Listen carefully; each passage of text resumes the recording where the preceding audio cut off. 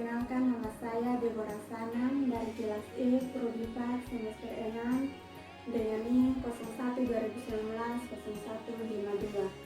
Bapak Ibu, saudara-saudari yang saya kasihi dalam Tuhan kita Yesus Kristus, di mana saja kita berada, kiranya damai sejahtera dan sukacita Roh Kudus selalu melimpah di dalam hati dan kehidupan kita.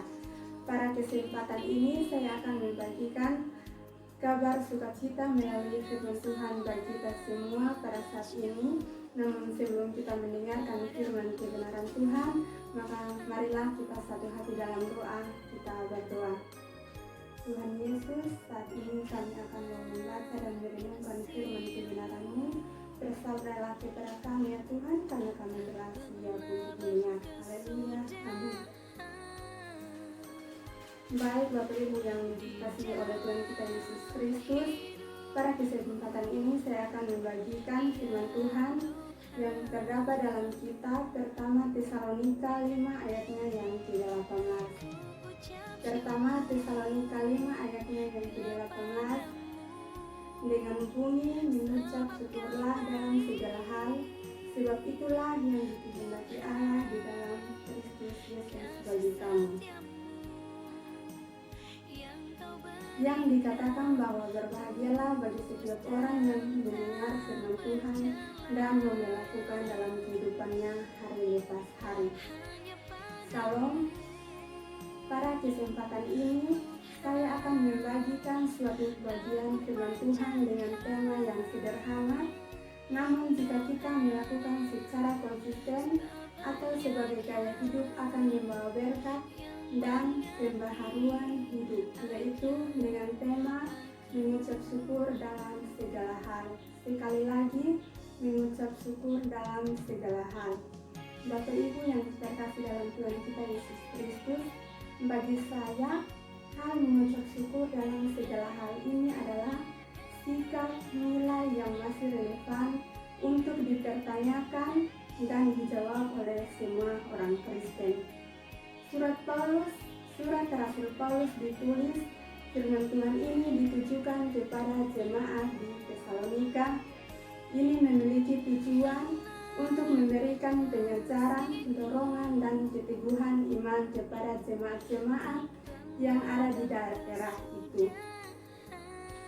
Bapak Ibu, saudara-saudari yang diberkati oleh Tuhan kita Yesus Kristus, Rasul Paulus bersyukur atas berita yang diterimanya tentang iman dan kasih mereka.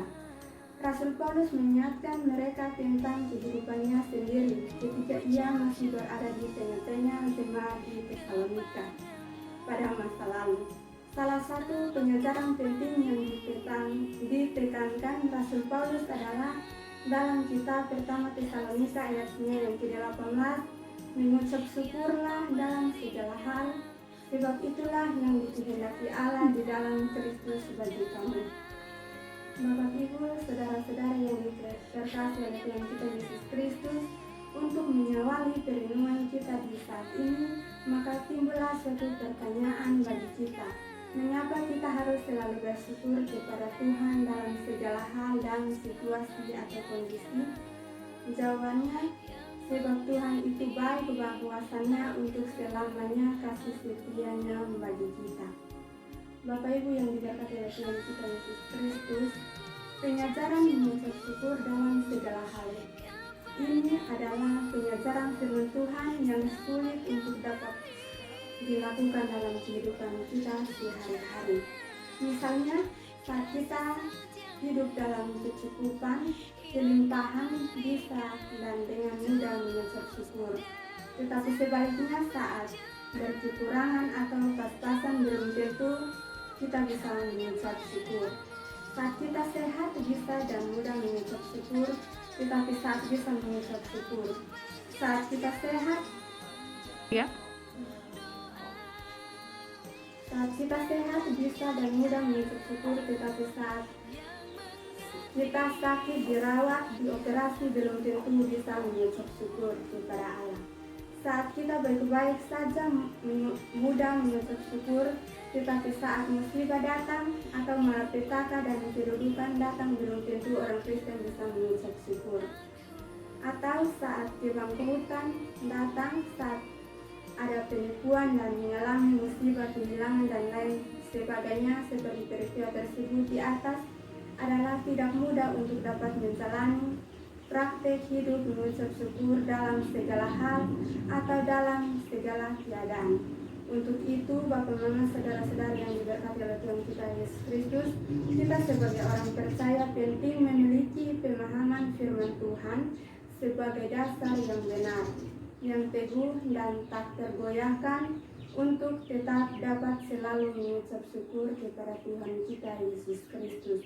Nah, dalam kitab pertama Tesalonika 5 ayat 18 ini kita harus dapat memahami beberapa hal penting.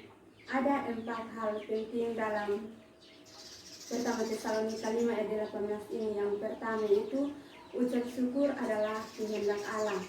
Yang kedua, mengucap syukur harus dalam segala keadaan. Yang ketiga, ucap syukur itu manifestasi iman dalam Mazmur 106 ayat 1. Yang keempat, orang yang bersyukur itu memuliakan Tuhan dalam Mazmur 50 ayatnya yang ke-23. Bapak Ibu, saudara-saudari yang diberkati oleh Tuhan kita Yesus Kristus, mari kita lihat dari 4 hal ini. Yang pertama, ucap syukur adalah kehendak Allah. Allah selalu ada ucapan syukur keluar dari hati kita. Oleh karena itu, mengucap syukur harus menjadi suatu kebiasaan yang selalu kita ucapkan dan juga menjadi gaya hidup kita sehari-hari. Yang kedua, mengucap syukur harus dalam segala keadaan. Ucapan syukur harus keluar dari hati kita, baik waktu senang maupun waktu susah. Ucapan syukur bisa keluar secara alami saat kita senang dan menikmati berkat.